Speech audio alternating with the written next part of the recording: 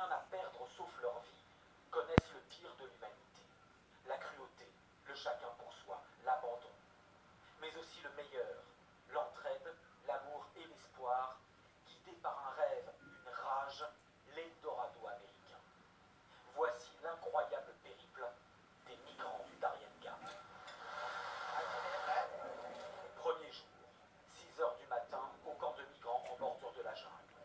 Ils viennent du Venezuela, d'Haïti, d'Afrique. Le camp est organisé par un cartel de narcotrafiquants colombiens. L'un de ses responsables donne les dernières instructions.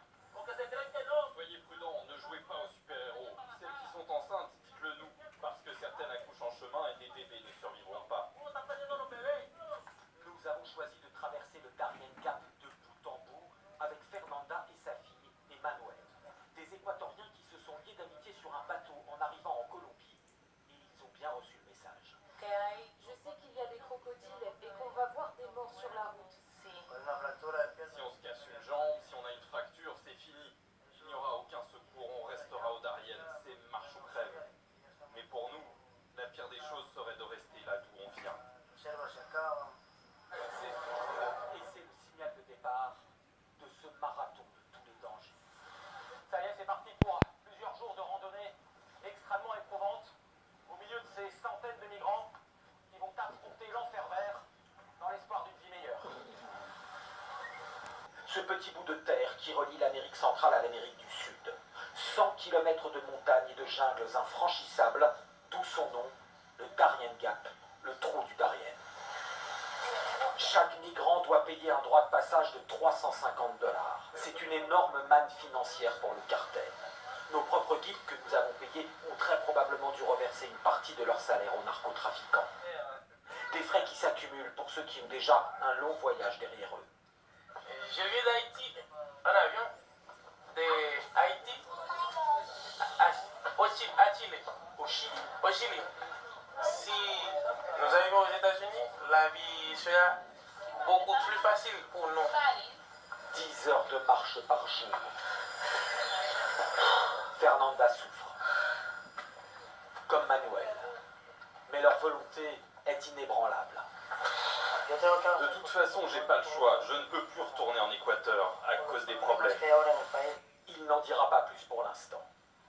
Le troisième jour, c'est le passage géographique de la frontière entre Colombie et Panama. Évidemment, pas de douanier au cœur de la jungle. Allez, nous avons réussi. Je suis heureuse mais tellement fatiguée. Mais on a super bien avancé. Allez, il faut continuer à aller de l'avant. Le soir, Fernanda se confie un peu plus sur les raisons de son départ. Regardez mes marques. Mon ex-petite ami m'a coupé, m'a lacéré les bras. Après ça, c'était clair qu'il allait me tuer. C'est ma fille qui a pris la décision. Elle m'a dit « Maman, il faut s'enfuir et partir ». On avait quelques objets dans la maison, comme la télévision. On a tout vendu et on est parti le soir même. Manuel aussi a fui une histoire tragique. Il affirme que les gangs et cartels équatoriens voulaient le recruter et qu'il a refusé. Ils ont attaqué ma maison et ils ont abattu ma femme, qui était enceinte, ainsi qu'un ami qui était là. Ils voulaient tous nous tuer, mais moi je n'étais pas là. Il reste 3 jours de marche au Panama. C'est la partie la plus épuisante dans les rivières, la plus dangereuse aussi. Il y a beaucoup de cadavres de migrants morts d'épuisement. Le cartel colombien n'est plus là, c'est le royaume des bandits. Sur une berge, le corps dénudé d'une femme manifestement violée. Dans la rivière, celui d'un père de famille jeté du haut de la falaise selon des témoins. C'est aussi le lieu de toutes les trahisons. Nous tombons sur ces 2 femmes congolaises. Elles sont blessées aux jambes. Le mari de Lindel a pris son bébé et les a abandonnées. Vous avez dormi ici, toute seule dans la jungle? Vous avez déjà compris que c'était dangereux. Le bébé, comment est-ce qu'il va faire? Il a besoin de l'allaiter, il ne peut pas faire ça sans ballon. Nous, on a des guides et on a à manger. Vous avez besoin de médicaments? Vous en avez ou pas? Pour les autres, le rêve donne la force d'avancer. Comme pour Précieuse, 8 ans, venue elle aussi du Congo après avoir traversé l'Atlantique Sud en bateau et qui imagine sa récompense aux États-Unis. Je rêve d'aller faire un tour de manège Après, la plage, je vais à la plage. En fin de parcours, nous tombons sur cette autre femme abandonnée par son groupe. Elle est depuis 16 jours dans la jungle. Ouais, il faut pas marcher enceinte. Ah oui, elle a une entorse aussi. Oh là là, et le pied du bois. Les Haïtiens de notre caravane lui construisent un brancard de fortune.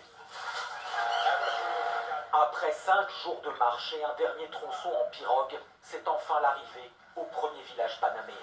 Tout le monde se congratule, soulagé d'être sorti vivant de l'enfer du Darien Gap. On a réussi. Presque toutes les personnes que nous avons rencontrées durant cette folle expédition nous ont suivis jusqu'au bout et ont donc franchi avec succès le redoutable Darien Gap. À l'exception des 2 femmes congolaises dont l'une avait été abandonnée par son mari, elles sont restées épuisées loin derrière dans la jungle et nous ne savons pas si elles ont pu s'en sortir saines et sauves. Pour tous les autres migrants dont la ténacité est impressionnante, le plus dur est derrière eux, mais il reste désormais à traverser le Costa Rica, le Nicaragua, le Honduras, le Guatemala et le Mexique. Plus de 3